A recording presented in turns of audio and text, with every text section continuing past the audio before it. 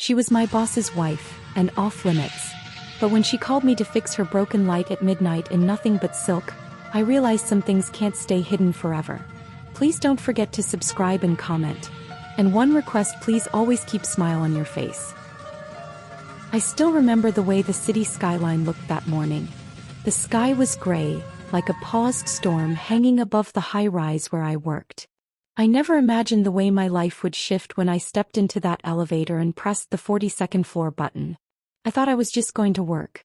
I had no idea that a woman I once feared as my boss would open up a part of my heart I didn't know existed. Her name was Savannah Blake. Elegant, assertive, always dressed in sharp designer suits with her blonde hair swept into a tight bun. People whispered about her when she passed, how she ruled the marketing agency like a queen on her throne.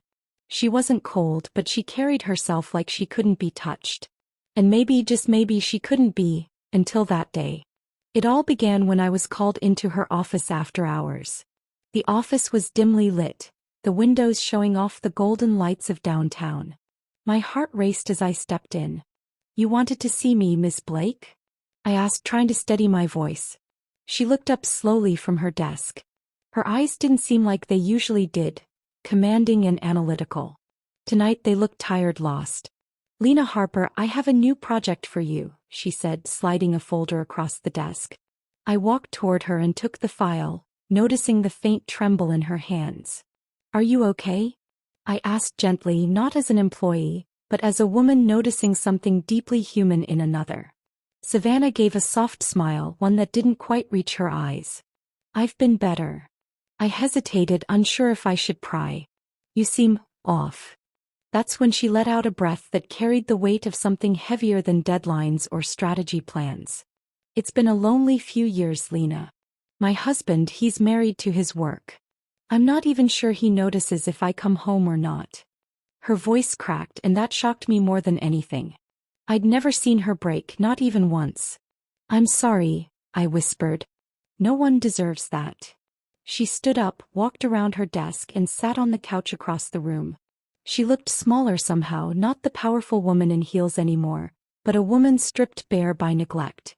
"Sit with me for a moment," she said softly. I obeyed, more out of concern than anything else. I didn't expect her hand to brush against mine as we sat. I didn't expect the silence to feel like it was pulsing between us, full of unsaid things. "I gave you this project because I trust you," she said. "And because I need someone close. Not for the work. For me." My heart was thudding. This was uncharted territory. Was this my boss confessing that she needed something more? Emotionally, personally, romantically? The lines were blurred, but I didn't pull my hand away. "Savannah," I began, "you're strong. But even the strongest people need someone." She turned to me, and for the first time I saw the woman behind the title. The woman who wanted to be held, to be understood. "And I want that someone to be you," she said.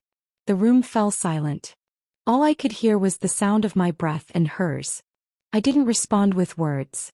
I simply leaned forward. Our lips didn't meet, not yet, but the space between us throbbed with heat and yearning. Her fingertips slid down my wrist slowly, like a question. I answered her question with a smile. "I won't let your tea get cold again," I whispered. That night I didn't stay, but everything changed. From then on, every time I entered her office, it wasn't just business. Our eyes held longer. Her touches lingered on accident and sometimes on purpose. One rainy Friday afternoon I brought her chamomile tea, the kind she liked. I set it down on her desk and was about to leave when she called me back.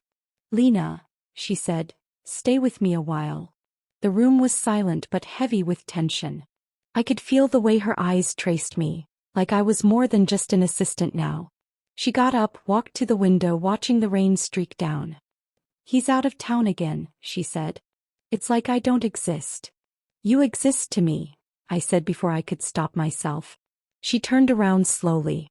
"Do I really?" I stepped closer, not caring about boundaries anymore. She needed something real. She needed me. I touched her arm and she leaned in, slowly, as if afraid I'd pull away. But I didn't. Her breath warmed my neck, her hands moved up my back. And finally her lips met mine. It was slow, then desperate. Years of loneliness poured into one kiss. I wasn't just making her feel loved. I was waking up a part of myself I had long ignored. She whispered, "Let me forget everything tonight." We didn't go far. Just the couch. Just warm hands, soft kisses, and whispered promises. Nothing graphic. Nothing inappropriate. Just a woman learning what tenderness felt like again. From that night on, things were different. Our bond deepened, though we kept it hidden. There were stolen moments in the elevator. Late-night project meetings that turned into laughter, her head resting on my shoulder. I never wanted it to end. But life isn't a movie. One Monday morning, her husband walked in. Unexpected. Smiling, pretending everything was perfect. I watched as Savannah's face went blank. She introduced me as her assistant and nothing more. I excused myself and walked out, my heart pounding. That week she was distant. Cold again. I thought maybe it had been a mistake. That she'd pushed it all under the rug. But then Friday came. My phone buzzed. A message from her. "Come to the rooftop. 8 p.m., just us." When I arrived, she was there with 2 cups of tea. Still warm. She held them out and said, "This time I didn't let it get cold." She told me she had filed for separation. That it wasn't because of me, but because she realized how much of herself she had lost.